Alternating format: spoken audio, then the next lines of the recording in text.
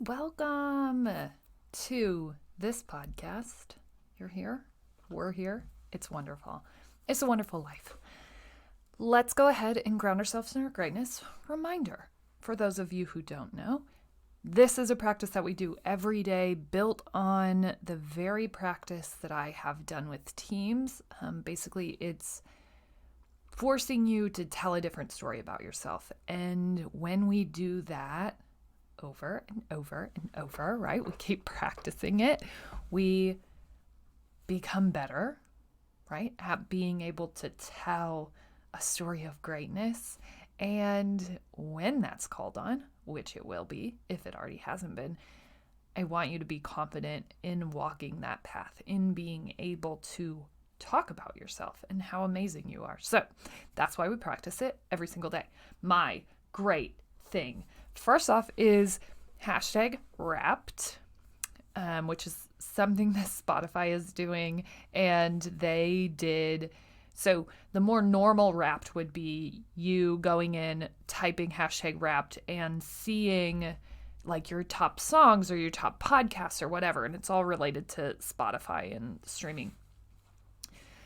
And they did that wrap for content creators, for podcast creators. And so it was amazing yesterday to look at those stats. And there are so many amazing stats to me that stand out. And I'm a huge statistics person, so I'm loving this.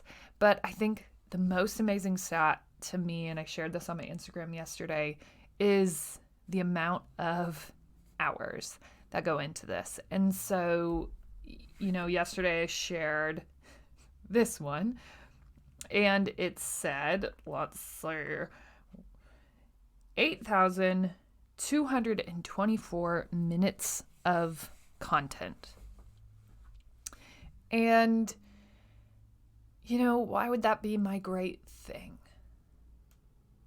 I think it's just like the persistence that goes behind doing something like this, challenging the norm, because the very normal podcast culture is a weekly podcast. And I just knew what I needed, and that's what I wanted to create. And so it can be hard to A, create something that no one's asking you to create, B, put in ridiculous amount of hours when every single person you know is certainly deeming you insane for this, and C, just like committing regardless of what you've seen, regardless of what you're being told, just trusting your own vision of what it's supposed to look like. And so all of the stats were amazing. I did share, the increase in just podcast traffic over the year, and those are amazing things. But to me, the most amazing is just the sheer amount of hours. And that's not those 8,000 minutes. That's just recording.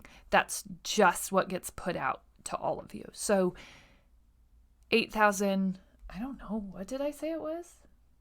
8,224 minutes of just recorded audio.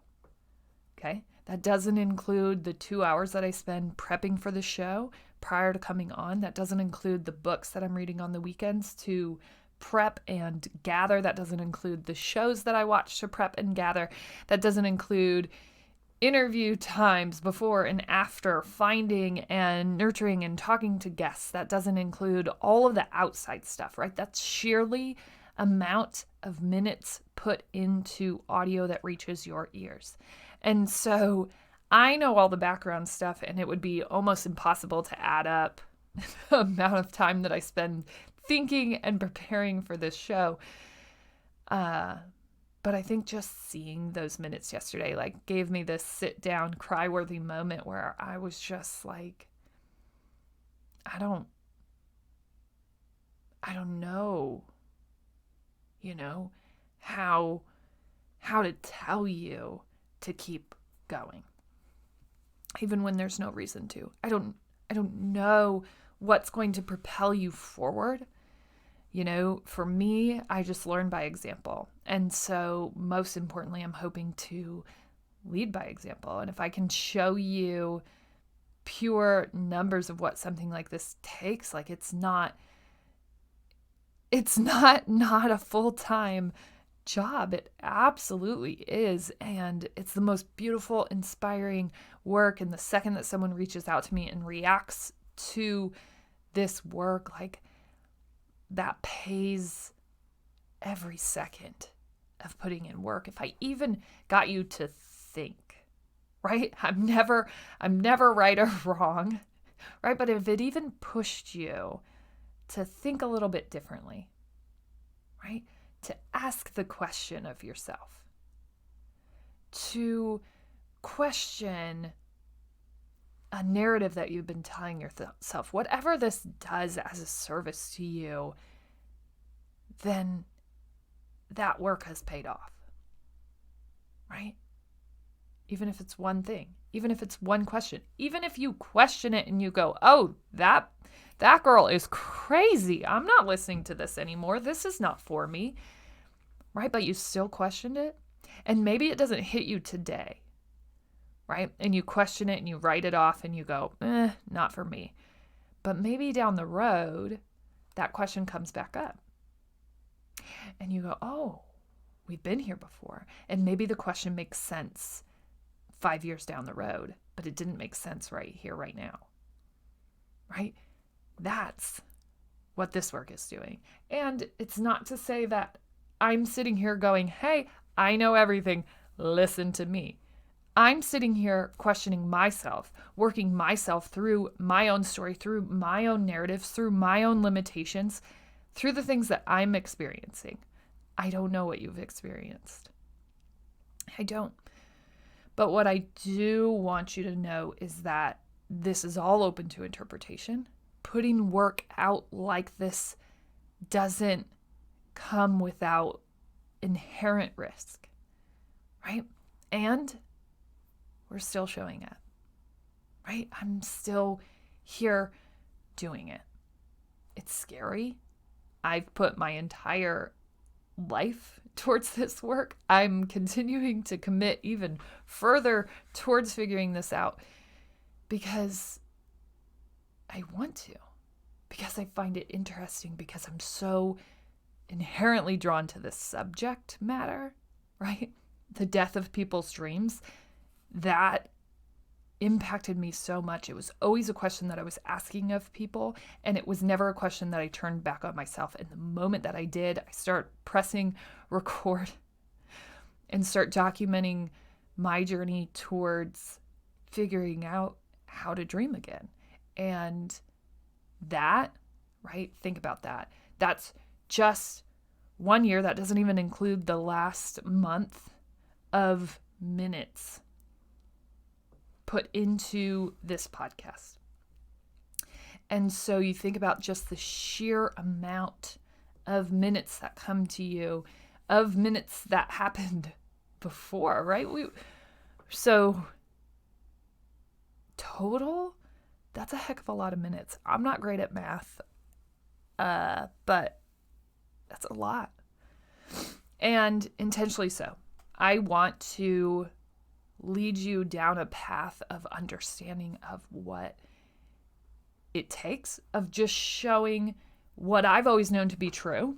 I have never been blessed with showing up and being the most talented person in the room, in showing up and being the smartest person in the room. I have always depended largely on this idea of work ethic and just showing up and outlasting most people because I didn't have an option. Like, I didn't have a name. I didn't have this built up idea of who you were supposed to be in order to be someone in this world.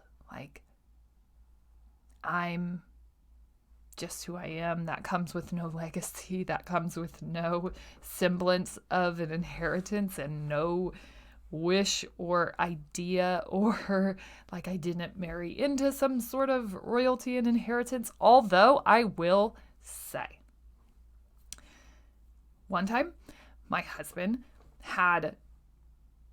still has amazing grandparents, and they had like put away money for, I don't know what, in some trust, like if there's a dream life, I'm pretty sure that was the one. And I was so pumped for this. And so it was like one day, like, hey, you have this money sitting here, you could probably take it out. And I was just like, what? Grandparents like this exist? Now, it was no amazing amount of money, but it was like something I had never experienced. No one I have ever known has just had money sitting somewhere, just like having fun, hanging out, waiting for a special occasion. And like, that was so amazing. And that was the first experience I had with money flowing like that. And that kind of inspired me to turn our life around so that we could flow money like that to our own children, grandchildren, great-grandchildren. Like, that's essentially forcing you to look at where you're at from generation to generation, right? And choosing to change what that outcome looks like. And that's a moment in the sand, right? And we went ahead and took that money and bought furniture. But that was the moment in the sand that I was like, let's do that. Let's be those grandparents. That's super cool. That's not something that I know, but maybe that's something that we can be someday. So that's my great thing. I don't even know how we got there, but I'm just saying, like, if you're willing to put in the work on yourself, put in the time towards whatever it is. I'm still trying to figure out if that pays off. It has so far, right? You can start just banking on yourself. What is it that you want to do? Do not tell me that you do not know. You know what it is. You're probably not comfortable with the idea of who you have to become in order to be that. And we definitely work ourselves into these comfort zones, right? And then we're just like, do I want to? Everything's okay. And yeah, that's going to have to be a decision that you have to make. And my decision was yes, and I am willing to put in all the extra time that I have to figure this out. And here we are. And seeing that sat yesterday was just like this cry moment. It was everything to me. Because that's exactly who I want to present myself as. And you don't just get there. So that's my great thing. Go ahead, recognize yourself for your great thing. I'm just saying, you won't regret it. You will grow. You will prosper. You will, more than anything, be able to raise your hand and confidently say how freaking awesome you are. And that's what's most important. Okay. So my friend, my OG listener, Miss Erica, messaged me and she's like, we watched Hillbilly Elegy, but have you seen all the negative reviews? And I'm like, whoa, what? Right? I just told all these people it's amazing. There's negative reviews. Not here for that. Dang it. How did I miss that? Hannah, you should probably be doing more research before you go out and make recommendations like that. Here's what. Okay. And this is my opinion. This entire podcast is my opinion. This entire podcast is just how I'm approaching my life. If you find yourself in the story, if you don't find yourself in the story, if you feel like this isn't for you, like, that's your choice. And it's the same with Hillbilly Elegy. So most of the reviews are like, the book was so politically focused and polarizing, and that was super important because we need to change, poverty, and we need to change addiction and the opioid crisis, and the video interpretation of that really only hit on it. Here's my thought. it really is all about intention. What my intention whenever I'm going and watching something really is always looking for these death of a dream moments, or these rise up moments. I'm very interested in that. It's always something that I'm gravitating towards. Even yesterday I was watching the hot chocolate nutcracker, and they go into what it takes to build a ballerina of that level and the dance program that they've created. And there are all of these cringeworthy moments where they're talking about how to make it as a dancer, if you've made it as a dancer. And so as I'm watching that, I'm listening to that, I'm using that as research and background and study, and how do people stop and how do people start and all of those things. And generally that's my intention anytime that I go into watching anything like this. And so my approach and my intention for Hillbilly Elegy was really how did this boy essentially end that generational kind of curse? How did that happen? And it's not a curse, but it definitely is something like a cloud that follows you around. And while I didn't have the extremes of the story, some of the parts of the story are similar to mine in you're sort of promised this level, or that's what you're surrounded with. And so when that's all that you know, it's really hard to step out and go, I want more, because there's no one that's going, well, that's possible, right? A lot of times, most of the time, the communication is the exact opposite. And so as I'm watching this, that's what I'm pulling from it. I'm seeing a very important story that needs to be told. I'm seeing that while maybe they didn't get into the depths of opioid use and the depths of the politics that go behind all of it, and I'm sure that the book does, and I will be reading the book to better understand why people are so mad. But I think most importantly, it's about the intention that was set. Is someone sitting there watching Netflix that maybe wouldn't read the book that can be reached by this, that can go, oh, I experienced that, and you're telling me right now that this kid who experienced all this craziness that's very similar to mine rose up, changed his stars, right? Changed where he went, changed his situation, completely changed what his kids look like when he could have just stayed there, right? And yes, he absolutely had help and he had someone pulling for him in the right direction. But imagine what a gift this story would be to someone who was living that right now, who was questioning if they would ever fit in a higher society, who was questioning if they would ever belong there, who was questioning if they even should keep going, if this was even possible. And I think if you look at it with that intention, right, with trying to connect with people who are in this moment, who want to believe that they can do and be more, then it hit the nail on the head, right? And I think if you dive into the deeper political movement behind all of this, in this moment, you may miss those people, right?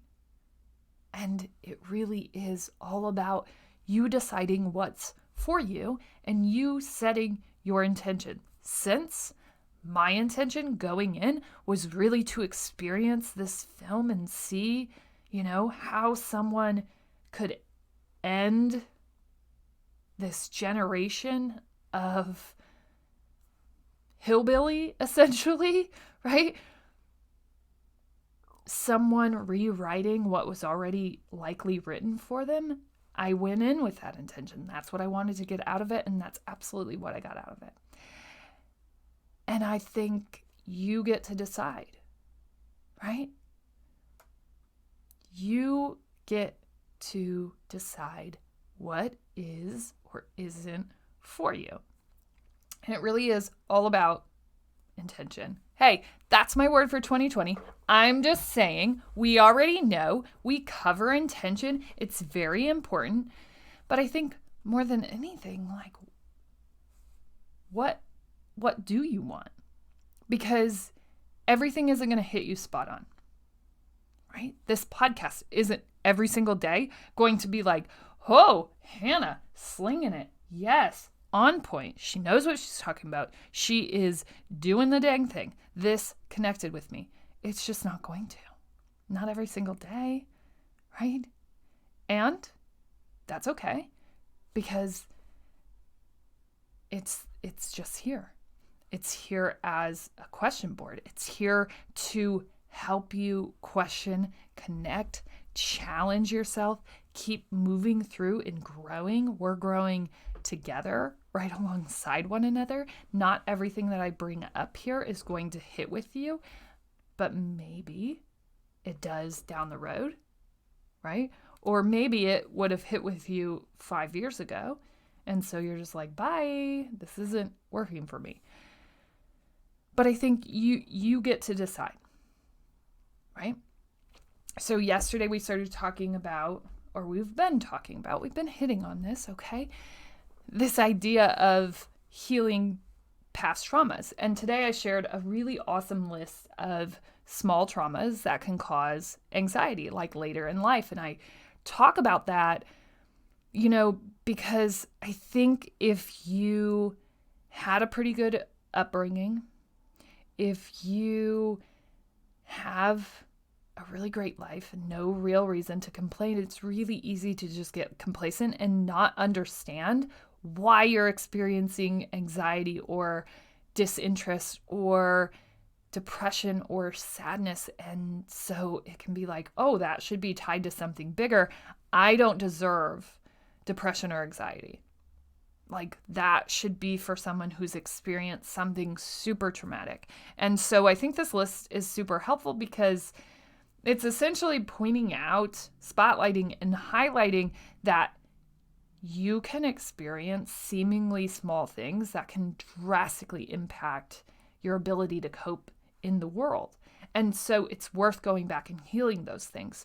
And I don't want you to heal something that you're not ready to heal, right? And if it personally offended you or afflicted you and you're like, ugh, Hanna, gross, ugh, and it created like discomfort in you, you may not be ready to heal that.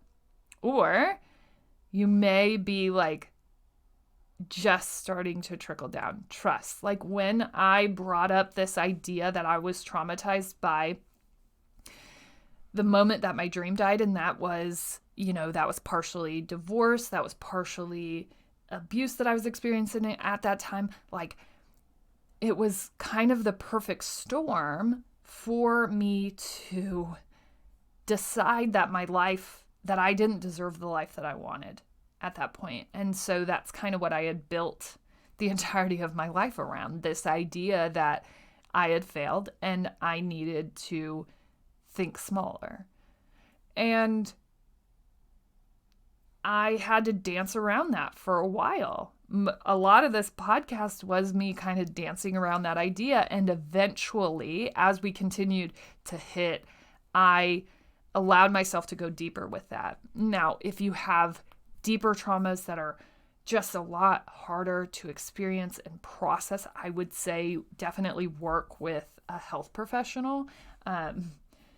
Most of the things that I'm healing from are these small traumas, which really only require a dive deeper, looking at that experience and then processing how I carried narratives over from that experience, right? And then working towards changing those narratives, shifting my belief set that goes around those, and allowing myself to move past them. And a lot of times, this seemingly small, delicate, but essentially not big movements has helped me move past those things. But some of those traumas are just too deep and too hard to experience and process on your own. I've been very blessed in my life to only have these kind of surface level, smaller traumas. That does not mean that they did not impact me. And that doesn't mean that your harder trauma is any less afflicting to you. Like, your trauma is your trauma. I'm only writing this story to help people understand that no matter what you've experienced, it impacted you. And you deserve the life that you want regardless, right? Just because you've been blessed doesn't mean that you don't get a say, right? Like, you still deserve your dream life, even if it has to change, even if it looks a little bit different, even if you're doing it when you're 100, like, you deserve that no matter what's happened. And so that's what I'm trying to help people. This story all along was just about rescuing myself from a life that was just fine. And is that work that I'm even allowed to do? Is that something that I can even sign up for? And most importantly, I wanted to write and tell the story that said, yeah, that's enough. Because I think there are a lot of people that are sitting right in that situation where they're going, I should really be happy. I don't know. Is it even worth doing? Should I just kind of give in? Should I just cruise control through the rest of my life? And I wanted to start to tell the story of someone who didn't, who had written an instance of her life that was true to very untrue narratives that were assigned to me very early on in life.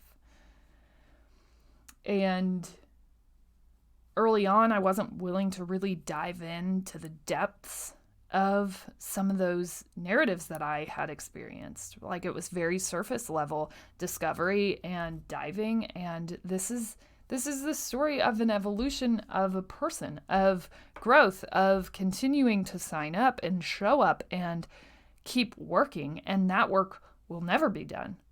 And so this podcast will likely go on.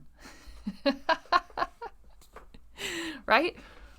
But you can't get anywhere just wishing, right? It takes work. That was the start of this podcast, right? It takes hours and minutes and days and self-love and movement and commitment to yourself and the growth that you want to see and willingness to go in and heal those traumas. And so as you're experiencing this podcast, it really is just meant to kind of give that initial poke. Everyone's story, investigation, discovery, like, it's all unique. The different paths that you're going to go down. This is just hoping to like prod you enough to decide if you're ready to heal from that, if you're ready to go down that path, if you want to keep moving in this direction. And I think bottom line, you get to decide that. Like, it really is up to you. I don't know. I thought it was up to everyone else for most of my life. So I'm still healing from that narrative and trusting and starting to believe that it really can be up to me. And I'm hoping to be able to show all of you that. But today, like, you get to decide. You get to decide what's working, what's not, what's giving you life, what's taking your life, and you get to decide if you're ready to heal and take hold of the reins, right? And you get to set that intention for anything that you get to experience. And you get to decide if it was for you or if it wasn't, right? And that's the beauty and the challenge of the world as it sits. It's up to you. As always, you're smart, you're strong, you're beautiful. What are you going to do? Change the world.